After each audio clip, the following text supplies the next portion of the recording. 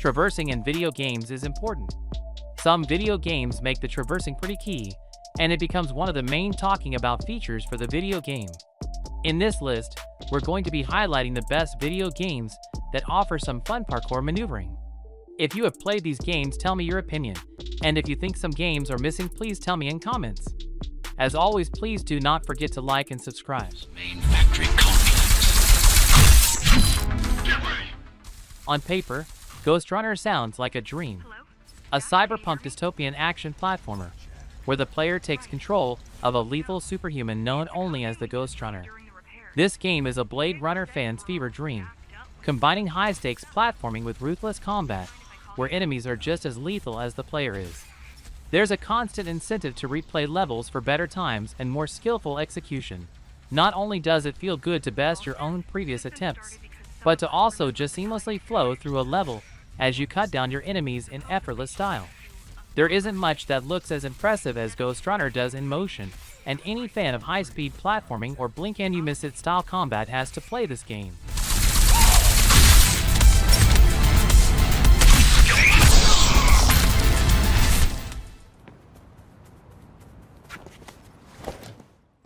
Watch Dogs tried to make up for what happened with the first game, and while it didn't solve the problem, it did make a fun game. You are the hacker known as Marcus, and you go to San Francisco and find yourself joining a hacker group. They've found out that a group of criminals are using a new operating system to try and manipulate and control them. Now you must go on a variety of missions and use your hacking skills to stop this plan right in its tracks. Think you can do that?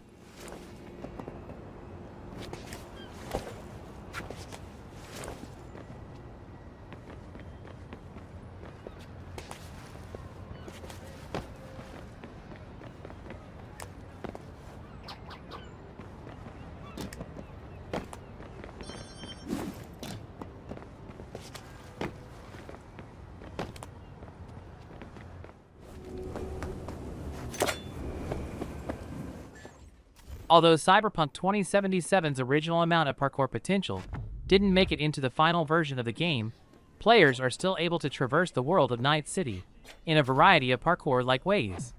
Many gigs in the game have a variety of optional methods of completing them, from how the player enters the building to how they interact with people. There may be a way to enter the building from its roof, and a player will need to find a way to climb on top of the building. This can be assisted by purchasing and installing leg cyberware such as the reinforced tendons, which allow a player to double jump and therefore reach places they couldn't originally.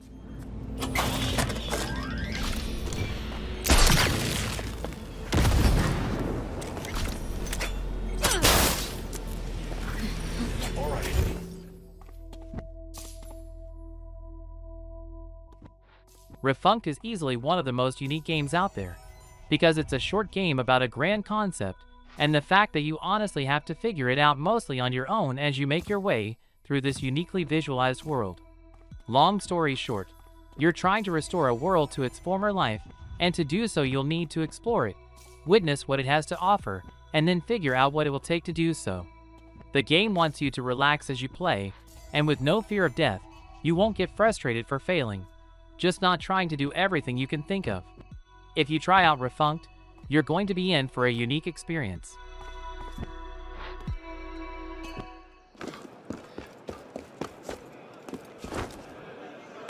The Assassin's Creed franchise is well known by players for its brilliant parkour and free running, allowing players to experience free running through wondrous historical periods of time. Although parkour is seen in all versions of the franchise, many fans of the series believe Assassin's Creed Unity has the best parkour available. Running along the roofs or balconies of France during the French Revolution doesn't only allow players to be a part of this period of time with a top-down view of the situation, but also enjoy the skill of Arno.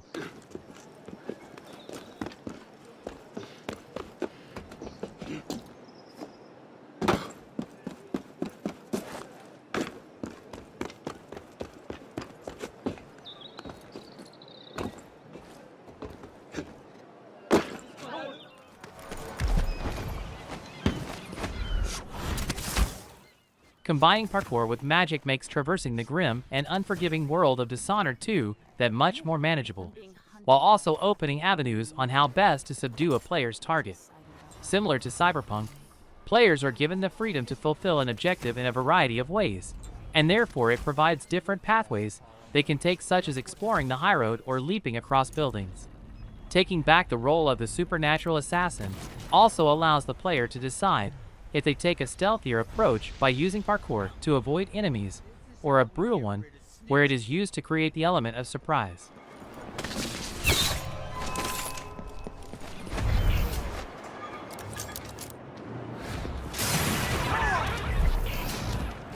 Smell the stench of the void. Someone is asking for trouble over there. Move along. We're conducting a search on a river. What?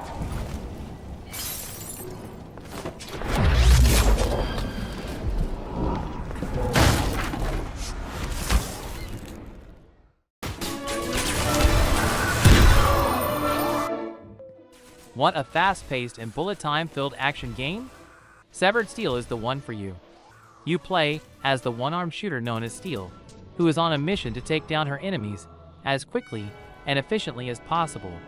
Using her unique abilities and the very destructible environments, you'll go and fight bad guy after bad guy, but be warned, your weapons won't be able to reload, so you'll need to shoot carefully and then take your foe's weapon. A unique visual and gameplay experience awaits you, so don't miss out on Severed Steel.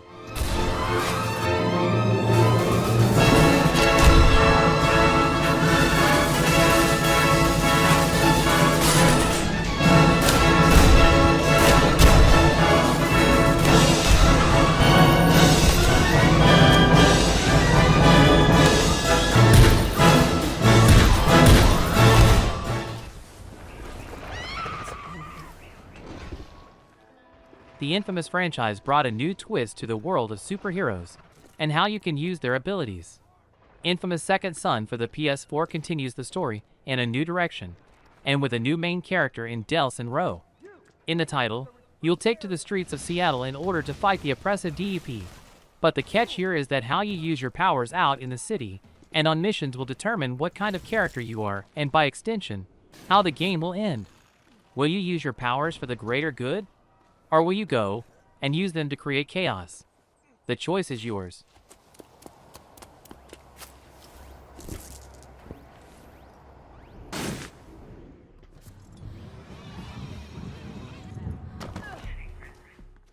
After the release of cult classic Mirror's Edge in 2008, fans were begging for some sort of follow-up to DICE's fast-paced action platformer. Some 8 years later, Mirror's Edge Catalyst released, sporting a vibrant and expansive open world where players can flex their parkour skills as they retake the City of Glass. With an all-new melee combat system, Mirror's Edge encourages the player to always stay in motion, delivering swift strike after swift strike powered by nothing except sheer momentum and force. It might not have the same crafted level set pieces of the original, but in place of that is a newfound freedom in the way you traverse the open world and make your own paths through the City of Glass.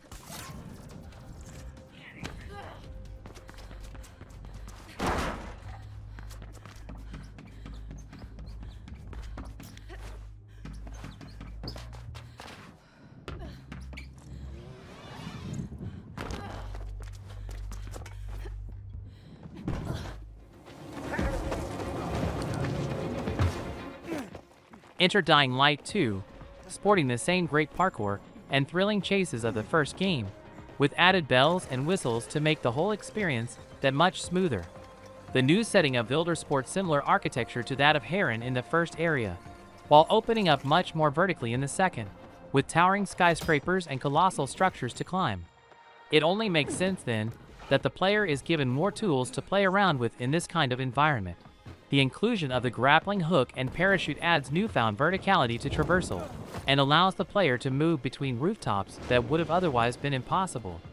Nothing quite beats ending a chase by leaping off of a building, only to pull out the chute just before hitting the ground to keep the momentum going, making Wilder a joy to explore.